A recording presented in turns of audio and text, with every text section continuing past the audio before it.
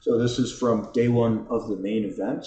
If you've never played this tournament, it's a 50,000 chip starting stack, and it has 2 hour levels. It's really really special because you get to take your time and grind people down. You don't really have to force it. You might hear someone say, "Don't bluff it off on day one of the main event. You'll really regret it," something like that. Uh, folds to us on the button, and we have the King 7-0, super standard open. Just to discuss opening ranges, if you are confident in your play and you have two weak players, two unknown players in the blinds, and you're on the button, you should be opening 100% of hands because they're just not going to three bet you enough. They're not going to defend their big blind enough. And then when they do defend, they're not going to check raise you enough. They're not going to bluff you enough. So in pretty much every aspect, you're going to get played back at as little as possible. For the most part, I would say that most of the time, you might have an unknown player that's very aggressive, but for the most part, if you're playing, especially in America, people are passive. I go for a 2.5x size, which I think is the most appropriate. I see regs going for a 2x when they're 100 big blinds effective. I think that's a mistake. You want more money in the pot when you're in position. So a big blind defends, and we get this low paired board with a high card. And I go for a small bet. That should be the only size that's used because we're just targeting auto folds, and he has so many hands that are air that just missed. Queen 9-0 and 10-8 of hearts and King 3 of hearts, so on and so forth. And we get check raise to a really small size, and we have two options here. We can either continue by calling or we can 3-bet on the flop. To talk about his check raises, he should be taking his best Jack X. So his Ace Jack, his King Jack, Queen Jack can check raise. Once he gets down to like say Jack 8, it's getting kind of dicey, so he's going to want to mostly check call. And then of course trips, he's going to want to check raise pretty much all his 4x, with the exception of maybe a hand like Ace of Clubs 4. That's just blocking a lot of my continues, and it's just such a strong hand. And then some bluffs. He's going to use the low club draws, so a hand like Deuce 3 of clubs, 5 3 of clubs. All these low combinations of flush draws are really good because they don't have showdown value. He just gets to knock me out of the pot, and he also has equity when I continue. And then there are some non-intuitive hands, which are the 3 to a straight and 3 to a flush. So Ace of Clubs 5, Ace of Clubs 3, 5 of Clubs 3, 6-5 of the club, 7-5 of the club, 7-6 of the club, and then even like a high card with clubs, so like King of Clubs 5 could do it, and like I said, pretty much any Ace of Clubs you could do it with, because then if you pick up a club on the turn, you can continue barreling and you're blocking folds. So I decided in game just to call, and we get the best turn we could possibly get, and our opponent goes for around a 40% pot size. And I start thinking to myself, well, how would I play my range on the turn? If I had a full house or if I had a flush, how would I want to play it? Well, the SPR is not that deep heading to the river. If I call, it's only about 3. So it's going to be fairly easy to get stacks in, especially if he keeps betting. So I don't think raising with my range makes a lot of sense, and I don't think it makes sense with this hand either. If I was to raise, and then let's say he had a hand like 5-4, and then he came over the top and shoved on me, it would be a shame to fold the King of Clubs. I could see a raise with like some type of weak club being good. So if we floated the flop with 6-5 with a club and then raised the turn, because we don't really care if we get pushed off our equity there, that would be good. But I think we want to just call here. And then the other side of that is, if I have pocket jacks, pocket aces, a flush, I would want to just call and let him keep bluffing, and then be able to evaluate on the river. Maybe the river double pairs the board and we have a flush, and he bets really big, and then we just fold. So I think we want to just play a call most of our hands. Then we get the Queen of Hearts on the river. And once again, he goes for about this 40% size. So I don't think he has a super strong hand anymore.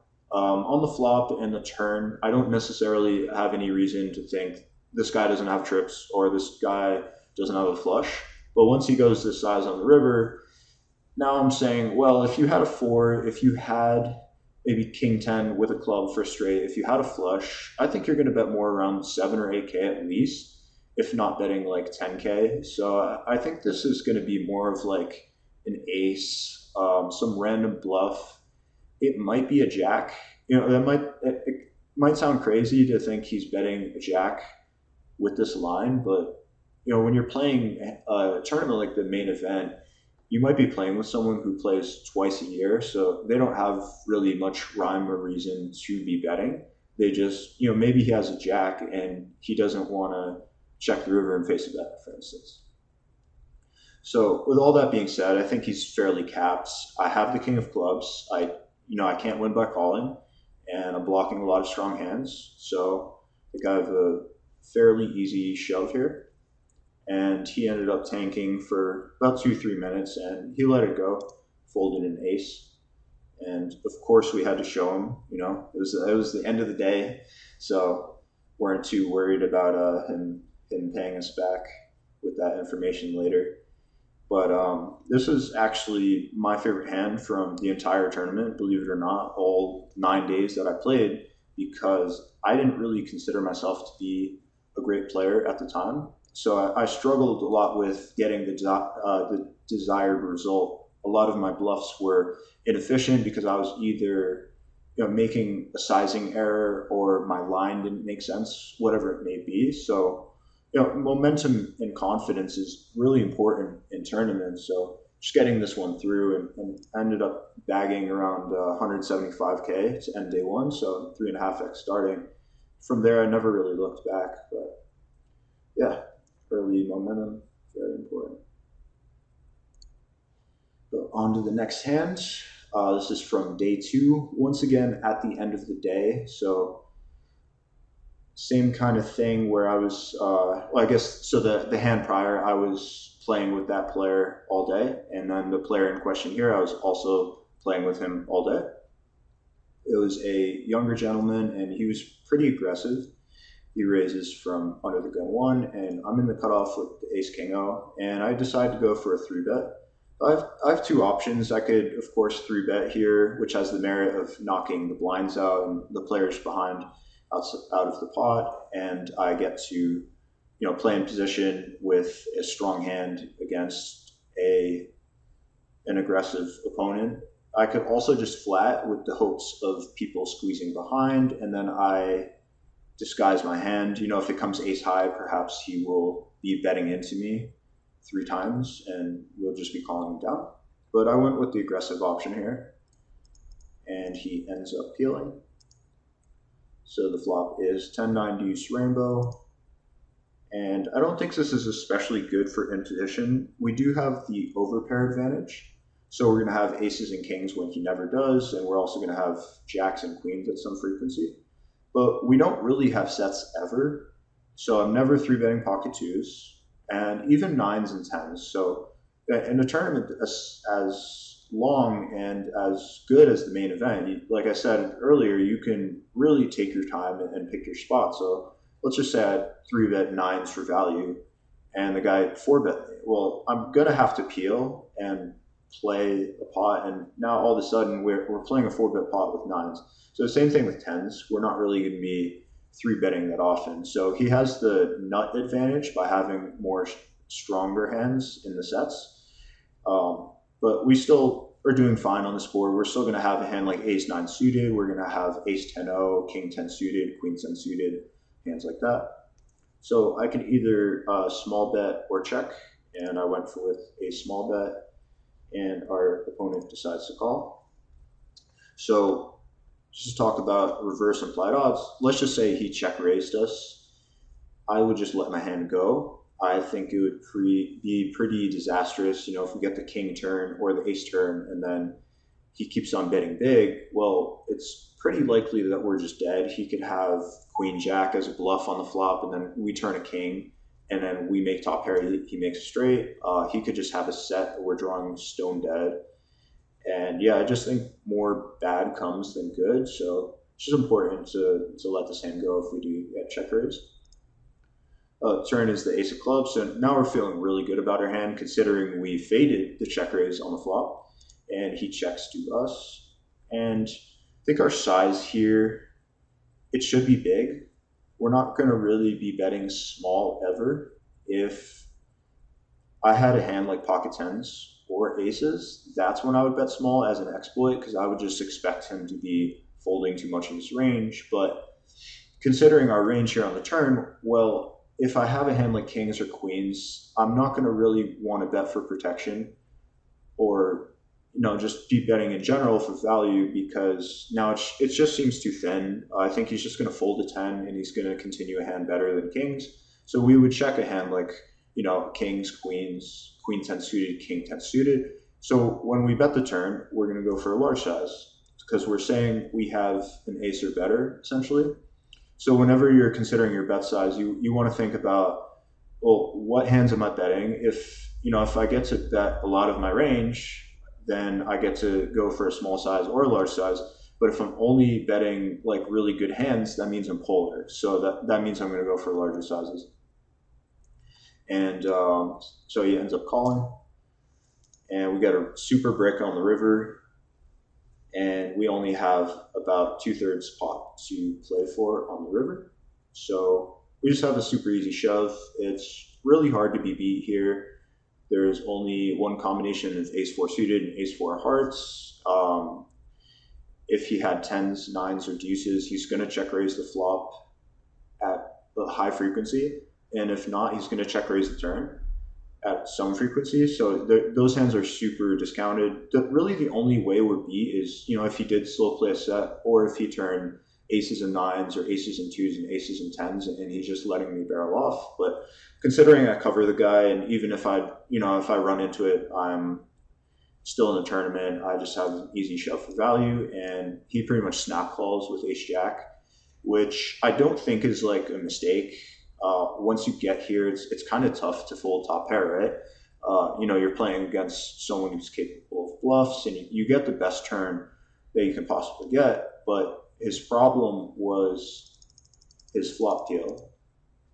So like, for the same reason that I would fold to the check raise with my ace king, because I'm fearful of running into a strong hand when I turn an ace or a king. Well, he just turned the best possible turn he could get, and he was dead, right? And I just get to value bet him down to the river, and he has to call. So he should just let it go on the flop. Even if he turns a jack, what if I have king queen? What if I have jack 10 suited? What if I have overpairs that he's behind? If he turns an ace, I could have had aces, ace king, ace 10, etc. So really important to just let this go on the flop and not let your mistakes compound. Unfortunately, it costed him here for this whole tournament. All right, moving ahead to day 3. So now we're about 1,050 players remaining, and right around 1,000 are paid. So, with so many players left and only 50 needing to drop, you could think that we're going to be inside of the money very shortly, which is an important consideration in this hand. Under the gun 1 raises to 13K, 2.6x, and I peel the cutoff with 6s. And I guess I should mention he was a recreational player. And so my decision point is fairly simple. I don't want to 3-bet this hand ever. I just want to keep it simple and play in position, try to make a set, or maybe get some low board where I can bet if check to and try to take it down. Now it folds to big blind, who has around 40 big blinds. And this is Ryan LaPlante. I didn't know him at the time, but he's a fairly well-known pro, and he's also fairly aggressive. And he decides to slide out 65K. So considering that we're essentially on the money bubble, and considering his large size and given the situation, what do you guys think Ryan's range is in the spot? And if you want to take a guess, then you can pause the video and think it over for a few seconds.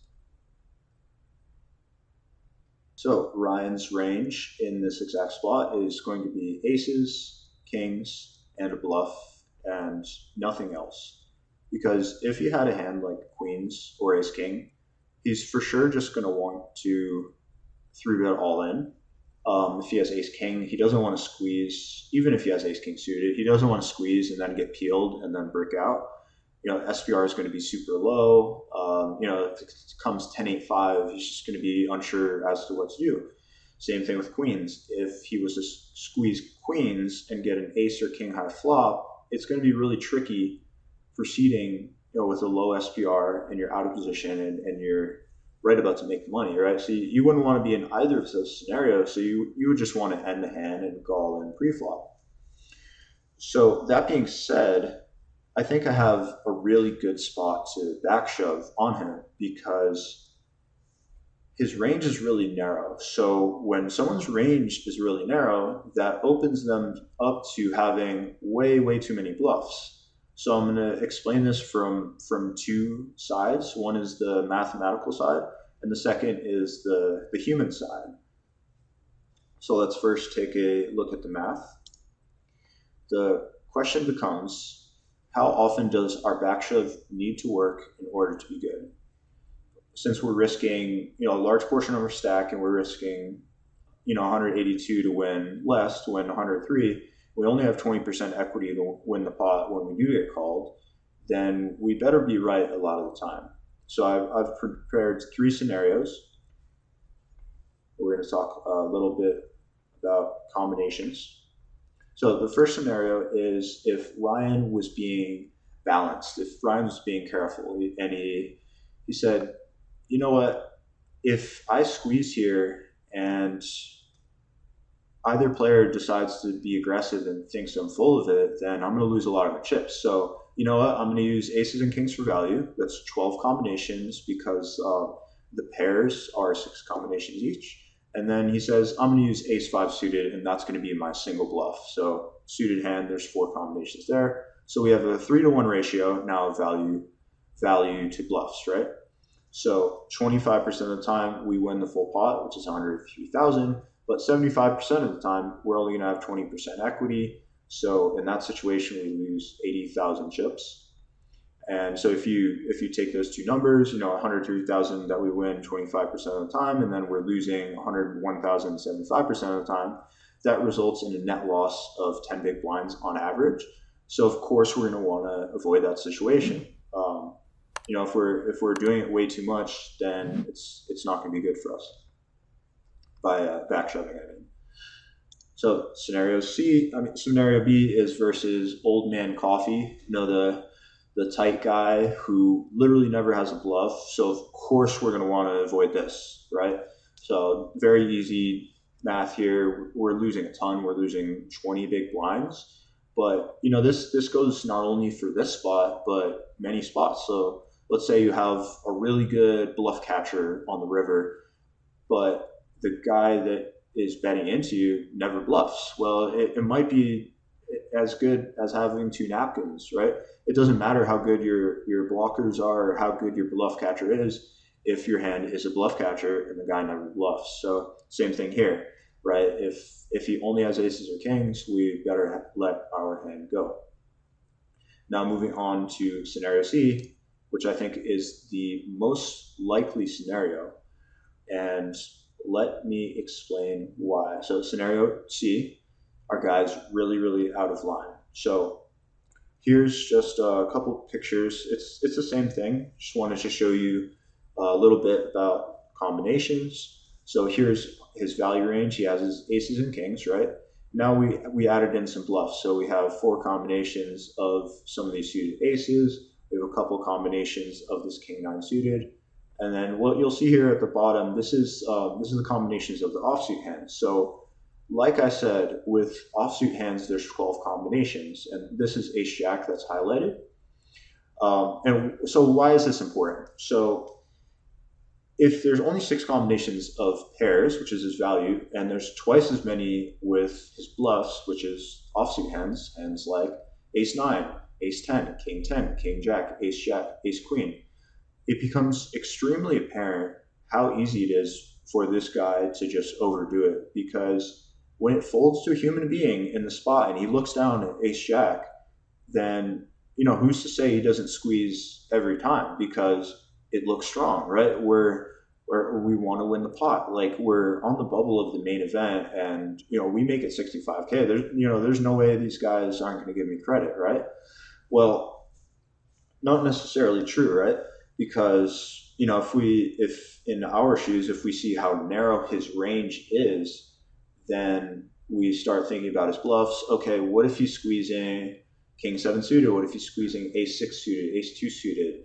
Any of these hands, his value range is just so small, and his bluff range can be so wide that it becomes more and more problematic the more aggressive the player is.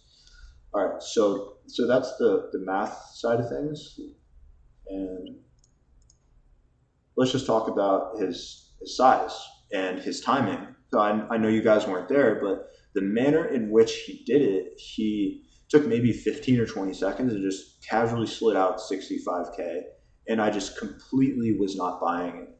Like, I just don't think if you have aces, you're gonna go 65K. Maybe kings. Kings makes more sense because, of course, any ace side flop is bad for you, and with kings, it's way different than aces. So that makes sense. But even then, like, I just think he's going to go something like 53K or 47K, 50K, something like that. So returning to the combinations, now on the second picture, this is the 6 combinations of his aces. Well, look at what we've done here. We're now taking away 4 of his combinations of aces based on his sizing. So I just don't buy it, right? So I'm taking away 4 combos of his aces. He's down to 8 combos of value. And I say, you know what?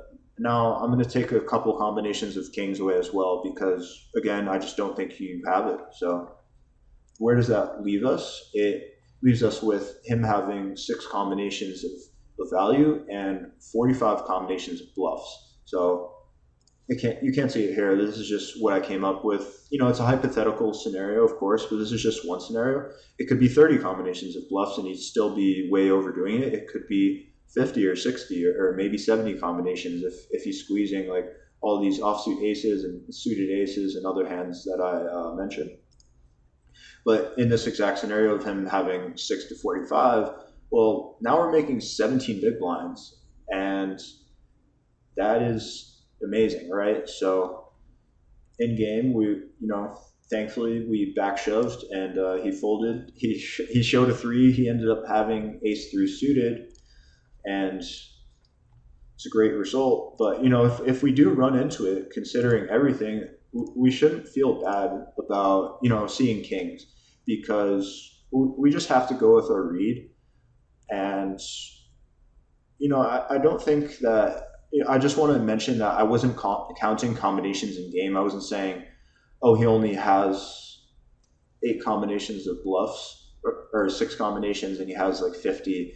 I just didn't think he had it. But I just wanted to show you guys the math side of things, because it goes to show that if we're playing against someone who we know is balanced, we have to be careful. But whenever you're in a scenario with someone, let's say you're playing with some European guy or some really aggressive Spaniard who are squeezing every hand, you're calling an open and then this guy just squeezes every time behind. Well, it can become a really good spot to back shove on them, because if they're getting really out of line, they're seeing you not playing back at them, or they're seeing the whole table is pretty passive, then at some point you have to make a stand against certain players, and it can end up being really, really good. So if you wanted to ignore all the math, it's completely fine. Just have confidence in, is this guy getting out of line? Or do I think this guy doesn't have it? Because, you can just back raise on him, or start 4-betting him, start 3-betting him more when he's opening a lot. So the last consideration is, what if, like I said, what if you want 47 or 50K? I would have just mucked, even if I think he's getting out of line too much, like his sizing, if he went 50K, it's just so much more indicative of a really strong hand than of a bluff heavy range. So at that point, I would just let it go. But just the specifics, he kind of, gives it away, then we're going to go for it. All right, moving on. This is a few hands later. We're inside the next level now, and we're maybe 20, 25 players off. And the low jack raises some really aggressive French guy.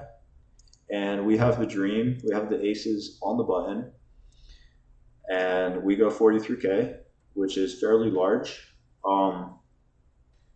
Normally, I'd probably go like, I don't know, 39K, 40K. I guess it's not that large, but I just wanted to size up just a little bit to give the guy the idea that I was bluffing. And he had been playing with me. He knew I was aggressive. And since we're on the bubble, I expected him to play back at me quite a bit. And this is exactly what happens. He comes in for 4-bet of 125K, which is pretty large.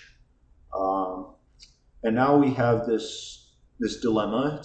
It's a good dilemma nonetheless, but at the time I was thinking, should I shove and maybe stack a hand like queens, make sure I stack like ace king, or double up, I guess, because he covers me. But on the other side of the coin is his bluffs. Like if he's bluffing, then we really would want him to blast off to us. And considering we just talked about combinations for so long, this is another spot where it's really, really, really easy to get out of line. So I thought the best play is for sure just to call. And if we do end up getting out flopped, or if he has like pocket kings and we get a king high flop, well, we're just gonna have to give him the money. So he comes in for a small c bet, which I think is good. There's no reason to really bet large in this scenario. And once again, I don't want him to fold out his hands if he's bluffing, so I just want to call. And the turn is a 10, and he just puts us all in. And if we're beat, we're beat. We're gonna have to bubble the main event if we have to, and that's gonna suck after 3 full days of playing. But it is what it is, and we end up calling. And the guy is 6-4-0. So thankfully, we faded the 10% heading to the river. But again, to talk about a spot where it's really easy to overdo it, this guy's putting max pressure on us on the bubble, when in actuality, I'm not really going to 3-bet him as a bluff too much, just as an adjustment I'm going to make, because I'm aware that he's aggressive. He's aware that I'm aggressive. So, even if I had I think if I had a hand like queens here, or ace queen, pocket jacks, pocket tens, I might flat every single time just to try to play a smaller pot, because, let's say we had queens in this exact spot. Well, I think we're probably going to end up folding the turn. It's just a little too dicey. So I think flatting those hands makes sense, and playing a very value heavy approach. So 3-betting maybe like ace king suited, kings and aces, and then some bluffs on this spot makes sense, considering the bubble and considering the guys playing back at us with 6-4-0. So yeah, just don't do this. You just have so many better hands. You can use a suited ace, you can use a suited king, or at least 2 high cards. When you have a 6 and a 4, you're like, what are you trying to do? You're not blocking me from having any value. You have really poor playability post flop. So it was just completely out of line, and thankfully that propelled us forward. All right, so now we are jumping ahead once again to day 5. I didn't have really too many interesting hands on day 4, and it was so long ago. It was 4 years ago, so I didn't want to mess up any details. But anyways, so you might notice we're 10-handed in this replayer, whereas in the other hands it wasn't like that. And the reason that I have it 10-handed is I make this peel with 3s, and I just want to state the fact that in theory this is clearly a mistake, because for a couple of reasons. So if players are playing correctly behind, they're going to be squeezing most of their range. So let's say the low jack has king 10 suited, pocket jacks, or ace queen o. He should squeeze most of the time. But what happens in these live tournaments is people just call. So I get to see the flop for cheaper on average, and I also get to realize my equity more. So just like in that first hand where I was saying, you should raise every hand on the button because you're not going to get played back at enough. Well, you get to peel hands that you really shouldn't. Like I would also peel like, pocket twos and ace two suited and ace five suited, and in the hopes of making a really strong hand and winning a big pot because we're so deep. So everyone folds around to the big blind and calls. We end up flopping bottom set on a board that hits the opener quite hard.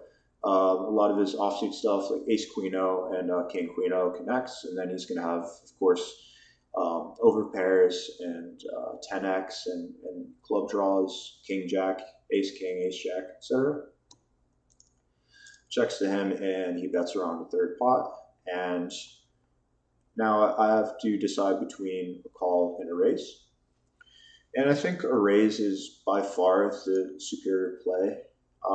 You would just hate to flat here, and maybe you hope the big blind comes along, or maybe you hope that he raises. It's just not going to happen enough, and there's so many turns that just kill the action. Let's just say he had kings and the turns the ace of clubs, or the turns any club. Well, now we're going to win a way smaller pot when maybe we would just win it all if we raised right away. So it's really important to fast play in this scenario. And also it's some hidden benefit of when we raise here, the big blind has to play really tight. So we don't mind him folding the king five of clubs. We don't mind him folding jack nine or king nine with a club or king jack, because he's only going to really put more money in the pot when he improves to a hand that beats us, with the exception of him maybe making a pair and giving us some money. But anyways, he ended up calling, and then we get a super clean turn, and we go for around 60% on the turn. Just going to want to try to play for stacks. Don't want to bet too small. If he does have a fairly weak hand and he would have called a small bet and folded to a large bet, then so be it. We're just going to try to stack the top of his range here and not give him a good price if he does have a good draw, like the nut flush draw or some type of combo draw. And he comes over the top, and we have a super easy call. Once again, if he has queens or tens somehow, then we're just going to give him money. And he ends up having king queen, and we have 100% equity heading into the river, which is the absolute dream for this size of a pot. So I just want to talk a little bit about his decision points with his exact hand. And I don't think it's necessarily a mistake to be betting on the flop. But that being said, I don't think he should just auto c-bet his hand, because he's not going to really be able to get through streets of value from either player all the time. Like I mentioned earlier, there's just certain turns that kill the action on the turn or slow him down. It could be an ace or a club or maybe a 10, and he's worried about someone making trips. So he could start with a check and just check to call and keep this pot smaller, maybe hope that I'm bluffing. And if it does check through, he's still going to be able to value bet. If the turn is a blank and checks to him, he can be fairly confident he has the best hand the vast majority of the time. So again, it's not necessarily a mistake. It's just it's a good consideration to just check here. And then the second thing, which is an even larger mistake, is he decides to check jam the turn with just a good top pair, when in reality, I can't name a hand that I'm bet calling that's worse than his. If I had queen jack, I'm not going to raise the flop and then bet the turn. That would be way too thin. The absolute weakest hand I would do this with is ace queen, and even then I wouldn't do that at full frequency. So I guess what he was hoping for is I had some type of draw and he's denying equity, but yeah, I think it's a really big mistake when you're shoving a hand for value that can't get called by worse. And I mean, it's really unlikely that I have a draw anyways, because let's say I have king jack of clubs and then I raise the flop and then I get this brick turn. I'm probably just going to check the turn. I don't want to get jammed on like he did and have to call it off or have to fold with so much equity. So I think this is a pretty big error on his part. And I remember like just the ace coming on the river, and I immediately thought of that. I was like, if he check called, then he probably would have just gotten away from it on the river. So yeah, just be try to make sure to not make the easy decision by shoving and ending the hand when you can't really get called by worse.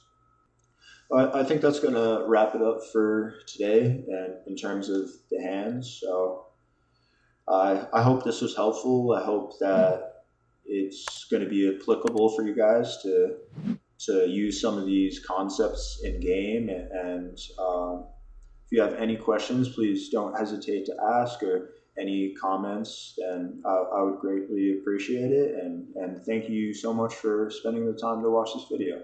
Cheers.